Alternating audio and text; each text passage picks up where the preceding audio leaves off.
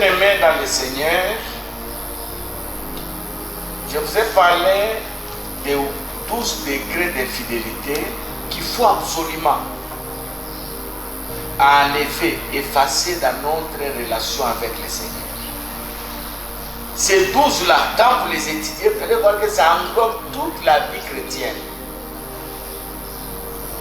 Il y a encore beaucoup de choses que je voulais dire, mais je crois que ces 12-là, je suis convaincu qu'une personne a été aidée. Nous voulons que Dieu nous aide. Dieu va nous aider si nous sommes fidèles. Je vous ai dit, Dieu n'a pas besoin des hommes bons. Dieu a besoin des hommes fidèles. Parce que les bons peuvent être des voleurs. Moi, je connais des voleurs qui sont bons. Il a volé, il est allé aider un malade. Il a volé pour payer les études de quelqu'un. L'acte de vol est mauvais, mais la finalité de cet acte c'était pour sauver quelqu'un.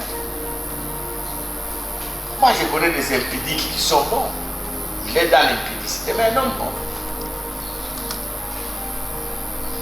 Je connais des gens qui volent. Ils ont mis leur société par terre, mais pour nourrir les veuves et les orphelins. Donc Dieu n'a pas besoin des gens bons. Dieu a besoin des hommes fidèles.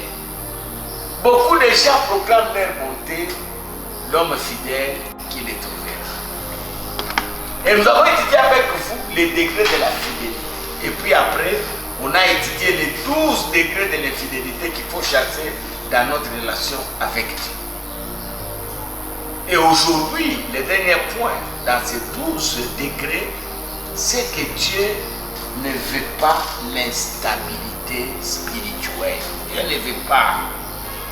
Dieu ne veut pas. Dieu veut que les gens restent stables. Soyez stables. Ne pensez pas que vos problèmes auront des solutions en fréquentant beaucoup des hommes de Dieu. Ne pensez pas que non, moi j'aurai des solutions en fréquentant les hommes de Dieu.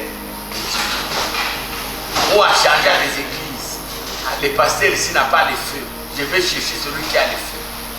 Le pomme de la foi, ce n'est pas le pomme des pasteurs. C'est le pomme d'abord de toi qui écoutes et ta relation avec le Seigneur. Dieu sait que Dieu veut, soyons stables. Restons fermes. Dieu n'aime même pas que les gens quittent leurs assemblées.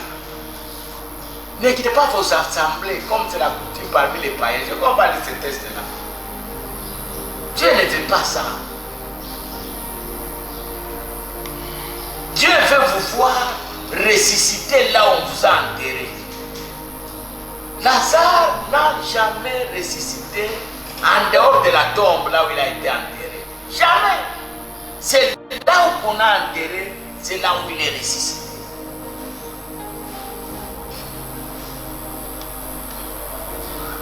Que Dieu soit loué. J'aimerais qu'on lise un peu ce texte. Chaque chapitre premier, le verset 6 au 8e verset, je lis la parole. Mais qui la demande avec foi sans douter. Car celui qui doute est semblable à un flot de la mer, agité par les vents et poussé de tous côtés et de l'autre, d'un côté à l'autre. Qu'un tel homme ne s'imagine pas qu'il recevra quelque chose du Seigneur. C'est un homme irrésolu, inconstant dans toutes ses voies. Vous avez un problème, demandez seulement avec foi. Demandez sans douter. Demandez, Dieu va vous écouter. Demandez. Ne soyez pas comme les vents qu'on ballotte à tout vent, à tous côtés. On les pousse à gauche, à droite. De tels hommes qui ne pensent pas que s'il demande, il aura. À cause de son infidélité. Regardez les malades qui étaient au bord de la piscine. Là. Il a fait avec sa maladie 38 ans. Les autres tombaient avant lui, ils sautaient avec lui. Mais lui, il était resté là-bas. Quand son jour est arrivé, il n'est pas tombé seul. Il n'est pas tombé dans l'eau. Hein. Jésus est venu lui dire, allez, lève-toi et pars. Restez stable dans votre marche. Restez stable dans vos engagements. Restez stable, bien-aimés dans le Seigneur. J'aimerais qu'on lise encore Hébreu. Hébreu chapitre 13, le verset 9. Lisons un peu ce texte ici. Hébreu 13, 9. Que dit la parole? La parole dit ceci. Ne vous laissez pas entraîner par des doctrines diverses et étrangères, car il n'est pas bon que les cœurs soient affermis. Car il n'est pas bon que les cœurs soient affermis par la grâce et non par des aliments qui n'ont servi à rien à ceux qui se sont attachés.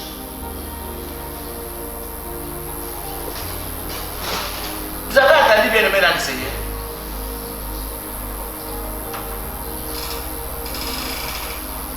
Vous avez entendu ce que la Bible dit? Ne vous laissez pas entraîner. Un chrétien n'est pas dans les mouvements de masse. Il y a soupé, je disais à une famille, depuis que je vous ai connu, vous avez changé combien d'églises? Je les ai même dit, si j'étais comme les autres, aujourd'hui si vous priez chez moi, c'est parce que moi, chaque fois que vous venez me voir, chercher la prière, vous disiez, rentrez dans votre église. Dieu n'est pas dans les mouvements physiques. Dieu est dans l'action du cœur. Vos problèmes trouveront solution un jour. La vie ne restera pas telle qu'elle est. Un jour, les choses changeront. Dieu vous comblera de grâce. Cherchez votre délivrance dans la fidélité. Fidélité dans vos engagements. Les engagements que vous avez pris à votre Dieu, c'est que vous avez dit à Dieu. Regardez Anne dans la Bible, elle dit, si tu me donnes un enfant, je vais te le donner.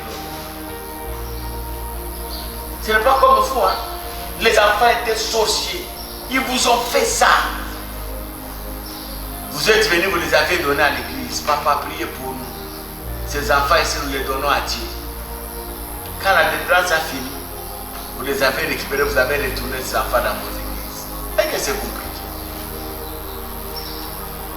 Voilà les choses que j'avais à vous communiquer. Que Dieu vous bénisse et que la joie de Dieu soit sur vous. Rassurez-vous si vous êtes sauvés.